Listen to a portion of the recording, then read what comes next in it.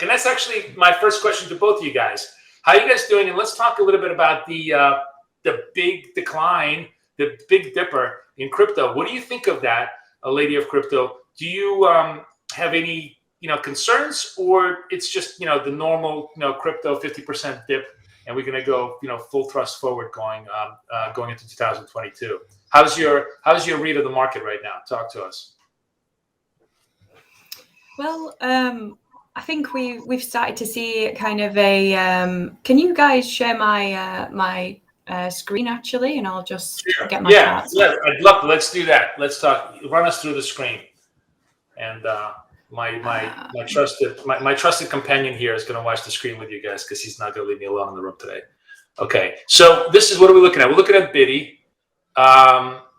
What time frame is this? Yeah, bear with me. I'm going to go on to the daily. Sorry, my mouse is broken. Okay. So it's okay. All right. Yeah. I mean, I got to tell you, looking at this is not a pretty picture. This is basically a massive, massive double top that's, teetering on the edge of collapse here. But, that's crypto. You tell me what you see. I mean, we have started to see a bearish trend from around 69K mark, and we've not come out of this yet. We've seen the price move down, and then we've seen small retraces move up towards this trend line here that I've placed. I don't often use trend lines, but I just decided to use one here. It's just another kind of indicator. So right. We can see that price has gone up to the trend line and then dropped again. And again, we've seen retraces. We've not managed to break it. And there's been a lot of kind of hopium buzzing around the crypto space recently. People are like, right, that's it. People have gone straight away into this bullish mindset. But for me, until we break this trend line here, and then we break through the resistance at 40K, I'm not going to be massively confident in the strength of the bulls at the moment. So, you could call me a crypto bear, but I need a more convincing. Interesting.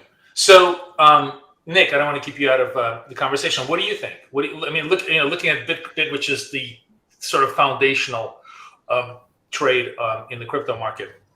How do you reading them with the chart? Honestly, much the same as Lady. I almost said her real name there. Much the same as Lady. Lady to you. Yeah. Okay. It's basically we trade as a team, so our analysis is pretty much the same. We agree on what Bitcoin's doing. We're thinking that Bitcoin's going down to probably 30K, maybe even 20K.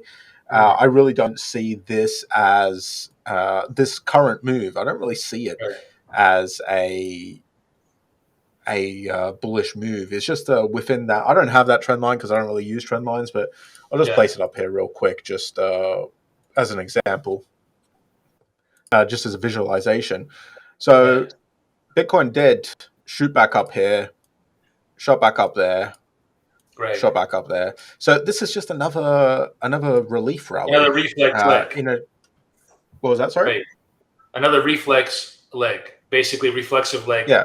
In a longer term bear market, which is I call them relief rallies, but reflex leg, whatever you want to call it. It just hits support, it comes back up a little bit and then goes down, and then boom, boom, boom. I think Bitcoin's probably going down, but that's a great opportunity to buy cryptos cheap. I'm sat on my hands right now for the most part. The whole team has been taking money out of the crypto market for weeks now, and we're mostly sat on stablecoin, just waiting to get back in. Waiting for the time. So it's so interesting because I was going to ask you, because I know you love to trade ranges. You love to sell into, or you love to buy. I know you love to buy support. Okay, so I know you love to buy support in crypto. The interesting thing is you don't seem to be as eager to sell resistance. You're not you're not jumping into this on the short side. Is that just because psychologically you're more comfortable? Since you're a long-term bull, you're oriented to the long side, or is there any other reason why you wouldn't consider selling some of these retrace legs as a trade? No, that's wrong. I am selling. I have taken plenty of shorts along the way down. I always take shorts. Yeah. I wasn't taking many shorts when it was trending up. Like when Bitcoin was trending up, it didn't really make sense to take short trades. But this is an obvious bearish trend, so it does make sense to jump into short trades here. And there's plenty of opportunities to short from resistance. I didn't catch a short here because it didn't really move up enough, but I caught a short there. So can you just walk us through before we get into the challenges? That short you caught. Walk us through your process, because I know you have a very, very specific process that I love, and I'd love for people to kind of follow you through. So we obviously have a big leg down, reflexive move up. Where did you find? Where was your? Well, talk us through your entry. All right. So yeah, it's pretty simple.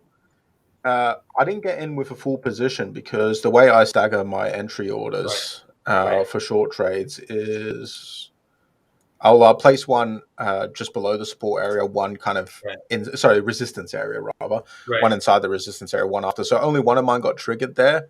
Didn't get in for the full position that I wanted to, but that's just the reality of the market. Like sometimes, for example, here, everything would have got triggered, and that would have been a nice move. Here, only one of the orders got triggered. So I still caught the move down, but not as much as I would have wanted. So, and here, it just didn't move up enough. This one here just didn't move enough into your first level of selling. So what I love about yourself is that you sort of very fearless about you just laying out limits. You don't, if it slices through, it slices through. You don't care. You'll get stopped, on the other side of the move if it's a complete counter trend move. But you don't look for weakness. You just sell right into the zone, and try to catch that perfect turn move, which is kind of an interesting. I love that interesting technique. It tends to get you a better entry because if you wait, you usually get in later. If you're waiting for confirmation, you're usually getting in later. I like to get in as much as if it moved all the way up to here, for example, this is where I would go heavy because that's that point is next to my, let's call it stop loss or invalidation point. So I like to go heavier next to my invalidation point because that would ensure that my losses are going to be quite small if it does push towards my stop. Last question on that: how heavy? I just want to know the ratio. If the first is 1 unit, what's the third unit? Is it a 3 unit trade? How much of a ratio? One. Yeah, I don't do it in units, but I'm just trying to figure out the units in my head. So let's say if the first is 1 unit, then the last one would be 3, and the middle one would be 2. That's roughly how it breaks down. Okay, got it. Okay, all right, super. So 1, 2, 3. I just want the traders to understand the mechanics of it because it's an interesting thing.